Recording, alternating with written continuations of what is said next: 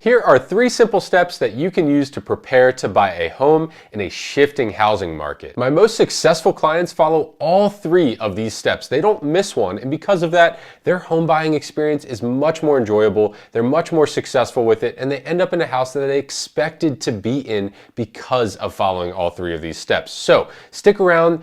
Take out your notepad, start writing some of this down so that you can be prepared to buy in a shifting housing market. So when you're considering buying a home, you're probably tempted to look at the prices or the interest rates, but what you really should be doing is sitting down, getting out a notebook, or logging on to mint.com and working on your personal budget. And if you've never worked on a personal budget before, these sites make it really easy for you to learn how. And I have a pro tip for you here that no one really does, and I make sure that all of my clients, when they're budgeting, they do this. And that's that they account for increases in the cost of their utilities and their gas, their groceries, all of the expenses that can actually go up due to inflation. I make sure they account for that. And the way that I make sure that they account for that is that they double all of those costs. So doubling gas, doubling the cost of groceries, doubling the cost of utilities. And I know that sounds a little extreme, but when they do that, they bulletproof their budget. That makes sure that they don't overextend themselves when they're going to buy a home.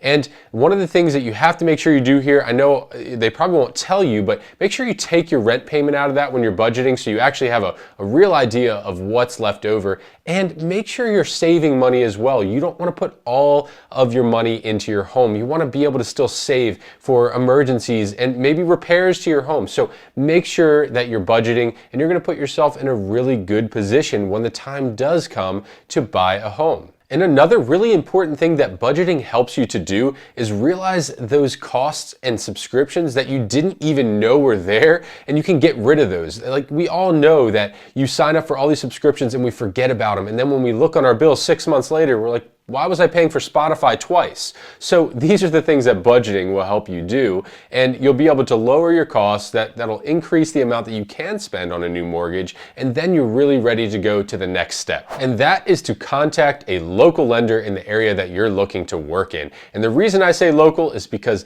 they are much better at getting the job done than the large national banks. We have way better experience with local lenders, and almost any realtor you talk to is going to tell you the exact same thing.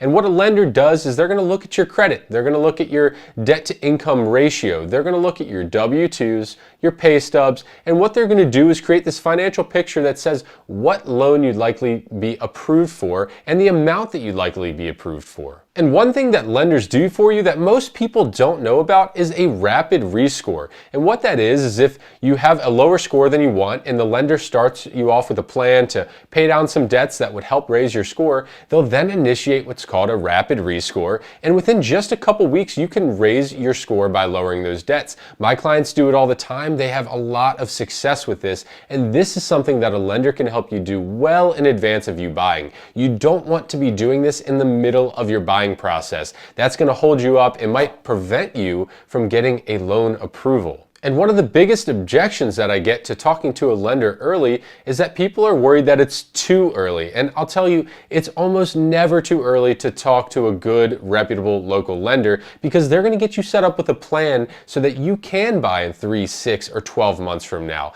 So don't worry too much about when it's too early. It almost never is. And if you're worried about your credit score or your credit report being pulled, it happens very few times throughout the process. Most lenders need to update every 90 days or so.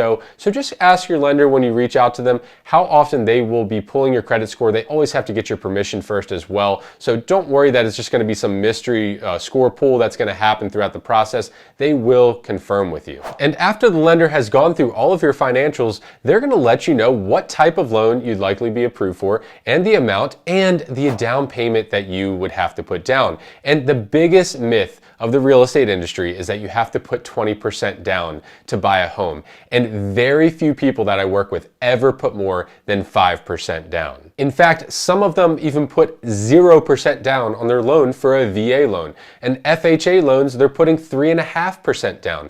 Most conventional loans, they're putting 5% down. And sure, you can put more down if you'd like to, but don't be hung up on the idea that you have to have 20% down because in the majority of cases, that's just simply not true. And if you're with a reputable lender, they're also going to prepare you for the closing costs. And the closing costs by state can vary, but they're around 3%. They can be more, but 3% of the sales price on top of your down payment is a pretty good rule of thumb. So you have to make sure you're saving for that as well. And here's the thing that people forget to save for, and that's repairs in the home.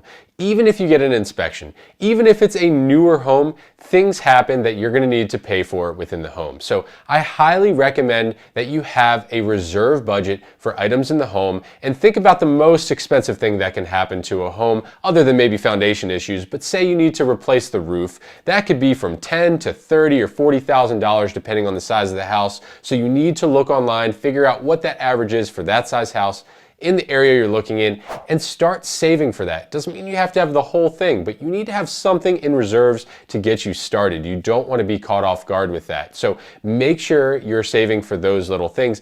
And the other thing that they really might not tell you, but a realtor will, is save extra cash to be more competitive. And what I mean by that is, in some areas, you may have to add an appraisal waiver. I'm not recommending that you do it. I'm saying you may do it to be more competitive. And what an appraisal waiver is that if the home appraises for less than what you're purchasing it for, you could cover the cost of the difference and proceed with your loan. Now, obviously, that is buying negative equity in a way, but this is what everyone has been doing during the pandemic, and it's just now starting to, fade away.